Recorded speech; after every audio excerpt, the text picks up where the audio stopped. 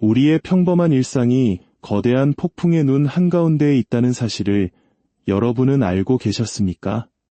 2025년 서울 여의도의 아침. 겉보기에는 그 어느 때와 다름없이 평화롭고 분주하게 하루가 시작됩니다. 수백만 명의 직장인들은 지옥철이라 불리는 2호선에 몸을 싣고 습관처럼 스마트폰을 켭니다. 밤사이 마감된 뉴욕 증시와 비트코인 시세를 확인하며 하루를 여는 것이죠. 화면 속 붉은색과 파란색 숫자에 잠시 기뻐하고 슬퍼하지만 정작 자신의 전 재산을 송두리째 뒤흔들 거대한 지각 변동이 바다 건너 가장 가까운 이웃나라 일본에서 시작되고 있다는 사실을 눈치챈 사람은 아무도 없습니다. 우리는 흔히 경제 위기가 요란한 사이렌 소리나 긴급 속보와 함께 찾아올 것이라 착각합니다. 하지만 금융의 역사는 언제나 그 반대를 증명해왔습니다. 진짜 위기, 시스템 전체를 붕괴시키는 치명적인 균열은 가장 조용하고 가장 지루해 보이는 곳에서 아무도 주목하지 않는 순간에 시작된다는 것을 말입니다. 우리에게 이 공포는 낯설지 않습니다. 1997년 IMF 외환위기의 기억이 아직도 우리 사회 깊숙이 상처로 남아있기 때문입니다. 그날도 오늘처럼 평범한 아침으로 시작되었지만 저녁이 되었을 때 우리의 삶은 송두리째 바뀌어 있었습니다. 오늘 우리가 추적할 이야기는 바로 그날의 악몽을 떠올리게 하는 어쩌면 그보다 더 거대한 쓰나미에 관한 기록입니다.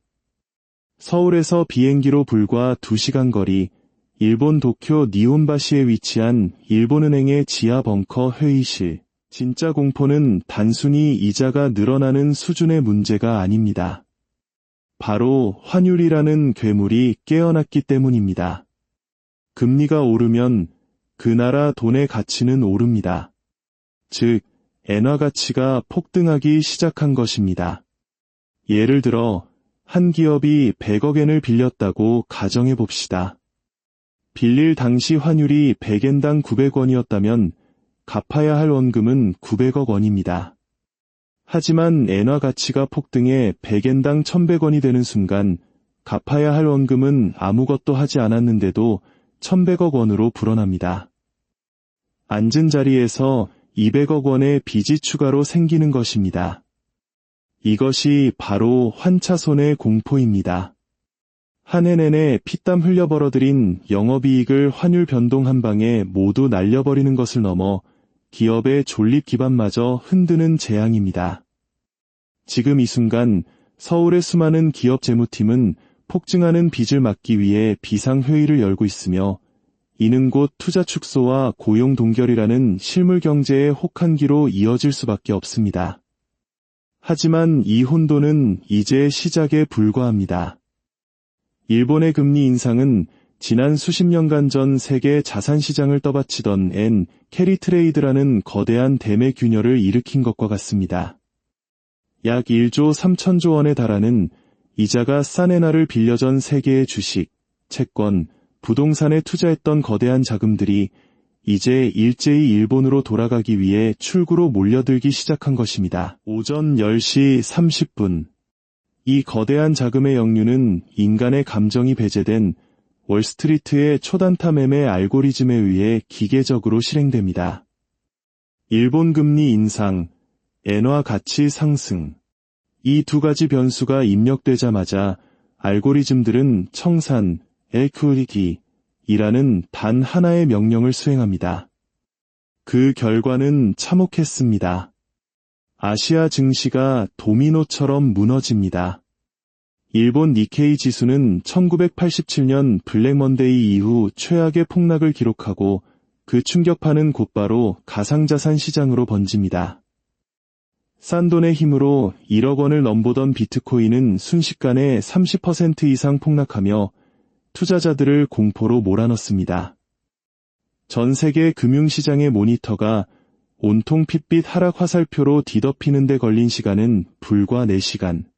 그리고 이 야수의 날카로운 발톱은 마침내 서울 광화문 오피스 빌딩에서 성실하게 일하는 38세 직장인 김대리의 스마트폰을 향합니다. 김 대리는 엔화 대출을 받은 적도 일본 주식을 산 적도 없습니다. 그가 믿는 것은 오직 미국 주식은 배신하지 않는다는 믿음뿐이었습니다. 매달 월급을 쪼개 S&P 500과 나스닥 ETF를 꾸준히 사모으며 장밋빛 노후를 꿈꿔왔습니다. 그는 자신이 일본발 금융위기와는 아무런 상관이 없는 안전지대에 있다고 굳게 믿었습니다. 하지만 오후 3시 무심코 여러 번 증권 앱 화면에 찍힌 숫자는 그의 믿음을 산산조각 냈습니다. 마이너스 3,500만 원. 자신의 1년치 연봉에 가까운 돈이 불과 반나절 만에 허공으로 증발한 것입니다. 김 대리는 이해할 수 없었습니다. 애플도 엔비디아도 아무런 악재가 없는데 왜 주가는 폭포수처럼 쏟아지는 것일까요? 바로 여기에 우리 같은 평범한 개인 투자자들이 간과하는 잔인한 진실이 숨어 있습니다. 김 대리가 그토록 믿었던 그 우량한 미국 주식들을 밀어올린 거대한 자금의 원천, 그 자양분이 바로 공짜 엔화였다는 사실입니다. 월스트리트의 거대 헤지펀드들은 이자가 거의 없는 엔화를 천문학적인 규모로 빌려 그 돈으로 미국 빅테크 주식을 사모았습니다. 엔비디아 주가 상승의 상당 부분은 엔화라는 산소호흡기가 불어넣은 유동성 거품이었던 것입니다. 그런데 일본은행이 금리 인상이라는 밸브를 잠가버리자 숨이 막힌 거대 투자기관들은 살기 위해, 즉 빌린 엔화 빚을 갚기 위해 가장 수익이 많이 난 자산부터 내던지기 시작했습니다. 그들이 가장 먼저 판 자산이 무엇이었을까요? 바로 김 대리가 자신의 미래라고 믿었던 미국 빅테크 주식들이었습니다. 월가의 펀드 매니저들이 빚을 갚기 위해 울며 겨자 먹기로 애플과 테슬라를 시장가에 던질 때 그 폭탄을 아무것도 모른 채 온몸으로 받아낸 것은 바로 김 대리와 같은 전 세계의 개인 투자자들이었습니다. 이것이 바로 도쿄의 작은 날갯짓이 서울의 평범한 가장의 계절을 깡통으로 만드는 금융 자본주의의 비극적인 나비 효과입니다. 이 거대한 폭풍이 휩쓸고 지나간 자리에 3명의 한국인 투자자의 엇갈린 운명이 남았습니다. 첫 번째는 중소기업을 운영하는 50대 박 사장입니다.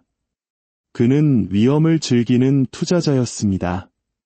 변동금리 대출을 최대한 받아 사업을 확장했고 여윳돈은 고수익을 노리고 ELS 같은 파생상품에 투자했습니다. 결과는 처참했습니다.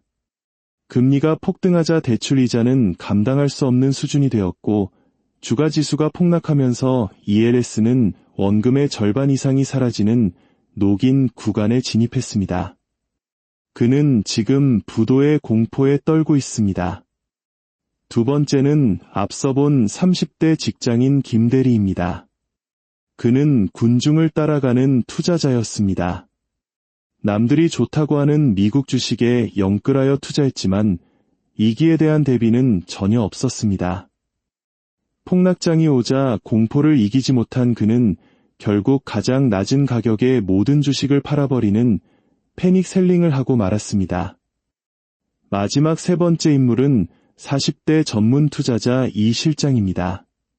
그는 이번 폭락장에서 살아남았을 뿐 아니라 오히려 자산을 크게 불렸습니다. 그에게 예지력이 있었던 걸까요? 아닙니다. 그는 과거 IMF와 2008년 금융위기를 공부하며 이런 시나리오를 미리 대비했기 때문입니다.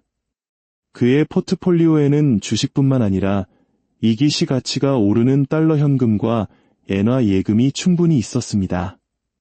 남들이 공포에 질려 우량 자산을 헐갑에 던질 때 그는 준비해둔 현금으로 유유히 그것들을 줍기 시작했습니다. 남들에게는 지옥이었던 폭락장이 그에게는 일생일대의 박앤세일 기간이 된 것입니다. 이제 우리는 인정해야 합니다. 지난 20년간 우리를 취하게 만들었던 공짜 돈의 파티는 끝났습니다. 일본의 금리 인상은 단순히 이웃나라의 정책 변화가 아닙니다. 그것은 저금리, 저물가로 대표되던 금융 역사상 가장 평화로웠던 시대가 공식적으로 끝났음을 알리는 장송곡입니다.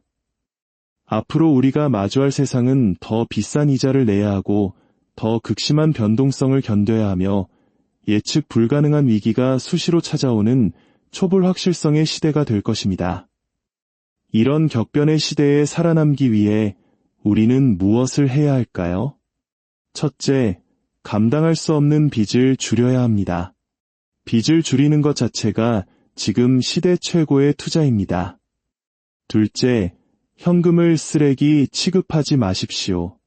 위기의 순간, 현금은 헐값에 나온 우량 자산을 살 수 있는 가장 강력한 무기입니다. 셋째, 시야를 넓혀야 합니다. 주가만 보지 말고 돈의 진짜 흐름이 시작되는 환율과 금리를 공부해야 합니다. 거시 경제를 모르면 우리는 눈을 가린 채 고속도로를 무단 횡단하는 것과 같습니다. 이 거대한 해일은 한 번으로 끝나지 않을 것입니다. 하지만 준비된 사람에게 위기는 언제나 부의 지도를 바꿀 기회였습니다. 당신은 파도에 휩쓸리는 난파선이 되시겠습니까? 아니면 파도를 타고 더 멀리 나아가는 서퍼가 되시겠습니까? 선택은 바로 지금 당신의 손에 달려 있습니다.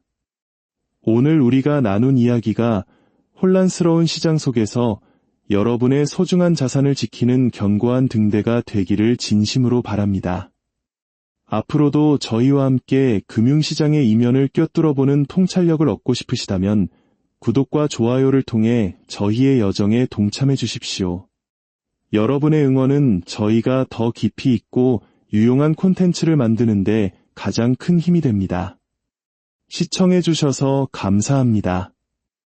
여러분 모두의 투자 여정에 지혜와 평안이 함께하기를 기원합니다.